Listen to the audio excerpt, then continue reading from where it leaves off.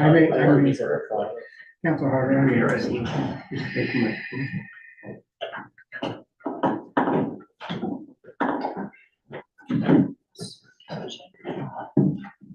You have live on YouTube? Could do that.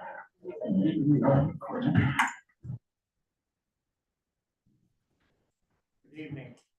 Welcome to the regular council meeting of September the 25th.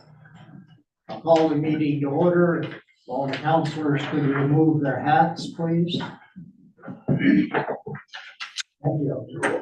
We'd like to begin by acknowledging we're meeting within the lands of the Gwitchin settlement area and adjacent to the Inuvik Element settlement region.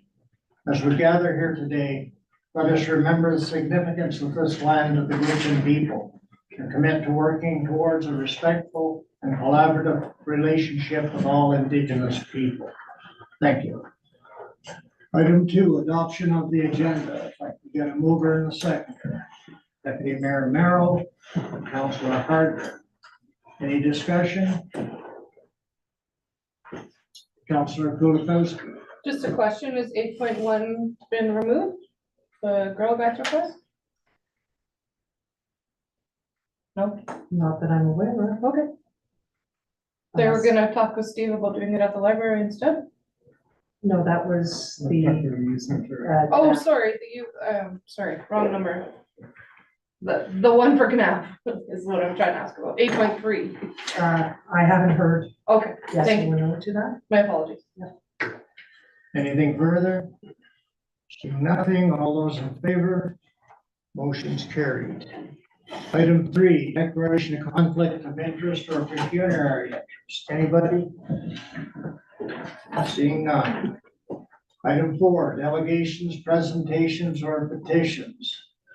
I believe we have Kelly McLeod here from DTAC Gwitchin. Did you want to make a presentation? Yeah, sure. I mean, I could table some documents for the council's consideration. Okay. You'd like to have a seat and turn on your mic. This is regarding the tiny home village, I believe. A couple things, yeah.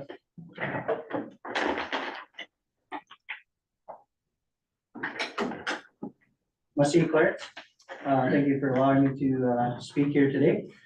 The NETAT Gwitchin have been working on the NETAT tiny home village here for about a year and a half, and early on we come to yourself, Clarence, for support for that project, and we're looking to put some shovels in the ground here pretty soon. So we have been communicating with your administration and running up against some challenges, and we just want to table some letters and provide the council with the overall document for our tiny home village, and we'll be in touch ever further. Okay, that's fine. If you wanted to distribute your documents, go right ahead. Merci, thank you.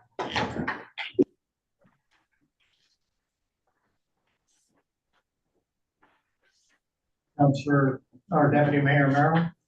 Well, Mr. McLeod's here. Could we find out what the concerns are that he has?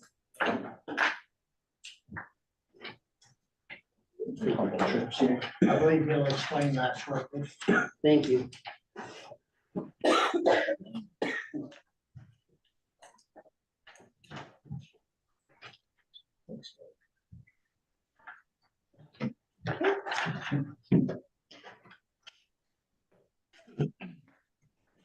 I'm back.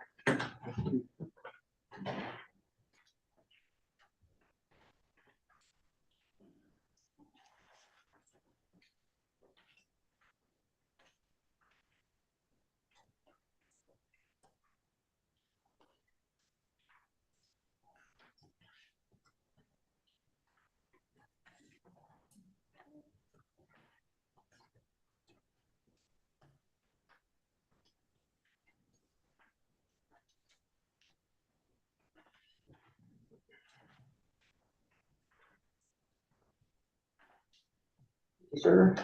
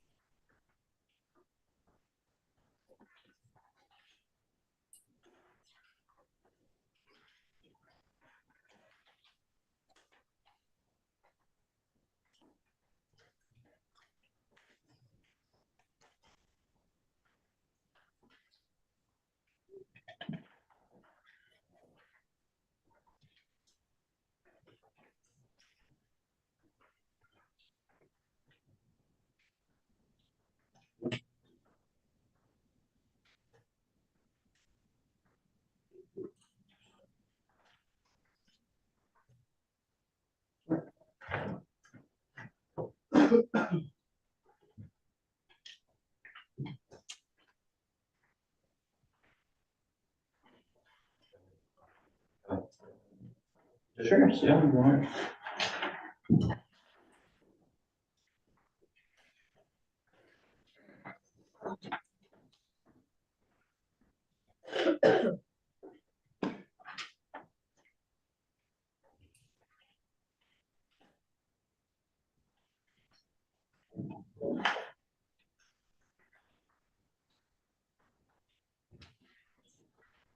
If you'd like to continue. Musty Clarence and council. So I've handed out 3 documents. One is the Netaquichin Council Tiny Home Village Project, just a total summary of the project. The other document is a letter that was sent to your administration today, which is a subject titled Land Development Permit Application Building Permit, Neta Tiny Home Village. And the second document I've given you today is subject titled Request for Extension of Public Engagement Period on Bylaw Revisions.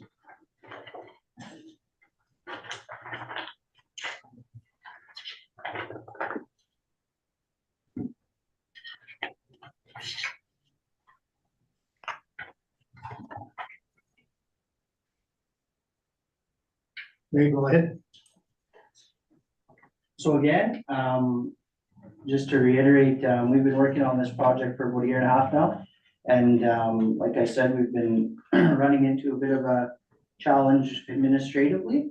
And our letters outline our concerns, and we'd like to hear back from the council in a relatively short period of time, because we have some concerns that conflict with some things that the town is currently doing with amendments to the bylaw, community plan, and the zoning, the zoning bylaw.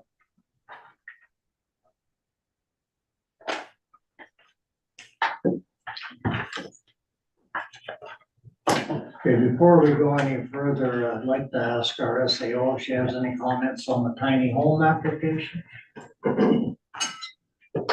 So would you like to give a timeline? I can give a timeline from that discussion with regard to the challenges that you are facing that began in January. So when you presented it to both myself as well as the development officer, and then subsequently presented it to council, you received full support for this, meaning that we would be removing barriers to allow this to happen. It was also identified in that meeting that your proposed tiny home complex, including the treatment facility, did not meet the definitions or was not clearly defined within the existing 2015 bylaw. At the time, at that meeting, it was discussed that the best option would be to allow us to complete our proposed community plan and proposed zoning bylaw that would allow council discretion to be able to facilitate that development. The existing bylaw and the existing community plan did not allow for that. And in the meeting, that was clear, as well as a subsequent email with regard to that. When it was presented to council, council was also made aware that these were the challenges faced.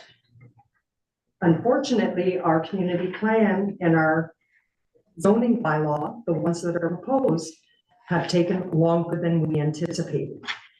So when you sent the email September 5th, I then again explained to you the challenges with the current bylaw to fit within that definition. So in your letter with regard to the R2 being a mixed occupancy, which is allowable under that, it is a commercial and a residential. Tiny homes are not defined under residential. If you look at the definitions of residential within that bylaw and within the description of an R1, or sorry, an R2, which is what we would be changing it to, tiny homes are not defined in the existing bylaw. We have row houses, we have apartments, but we do not have detached dwellings on an entire lot. That's why we asked to wait for the community plan and the zoning bylaw proposal. So with regard to the challenges are with the existing bylaw. If the current bylaw had been amended, as we were hoping to this spring, this would have been much better facilitated. That's all I can say about with regard to the development, and where it is right now, because it is stalled, waiting. Our existing bylaw doesn't allow it to happen because of the definition. And the proposed bylaw would have allowed more discretion for council to make that decision.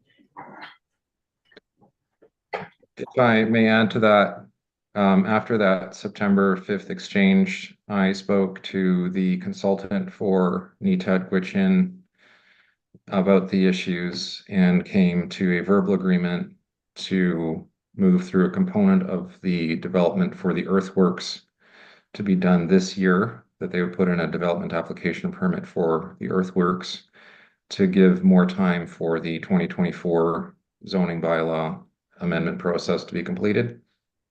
A development permit 24-04, the fact that it's -04 tells you that it started early in the year, was issued a few days later on September 10th, which would allow the earthworks and the ground preparation for NETAT Village to occur now.